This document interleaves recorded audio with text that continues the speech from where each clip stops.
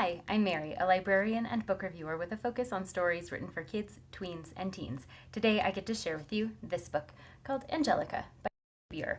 This is the story of Angelica Schuyler, the famed heroine or anti-heroine, depending on your view, of the American Revolution.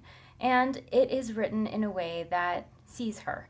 As the author describes at the beginning, it's not necessarily to celebrate or to denounce the things that Angelica Schuyler did, but to show her as she was in a world that wasn't quite ready for women to be exactly what Angelica Schuyler was herself. So this story is a narrative nonfiction account of Angelica Schuyler's life from the very, very beginning up through the time that most Americans are familiar with her and past the American Revolution itself. So in the 1700s is when she was alive, and she had a lot of big aspirations in a time and a world where women were expected to sit quietly at home and not make too much noise. So as you're going through the story, it does a really great job of describing all the things happening in Angelica's home in parallel to the things that are happening in the United States at the time.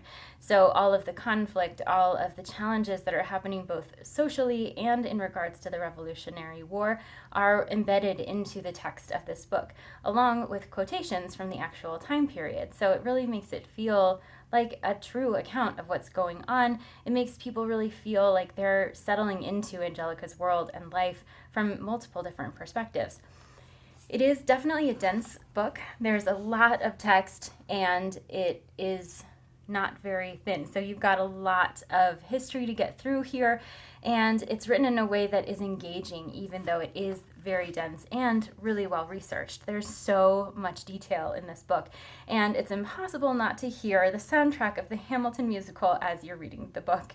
But for readers who are interested in American history, particularly Revolutionary War history, and are interested in seeing it from the perspective of a woman during that time period, this is a really well-researched, well-executed narrative nonfiction biography of Angelica Schuyler, and it gives people a way to look into this time period from the perspective of women in general and how so many women have made an impact on the history of the United States in particular when their voices were not necessarily heard. For anyone who's interested in historical fiction and really loves deep diving into individual moments and characters from those time periods, this is a really powerful addition to the nonfiction collection of biographies of the American Revolution. If this sounds like a great fit for you or for someone you know, I hope you look for it wherever you get your books.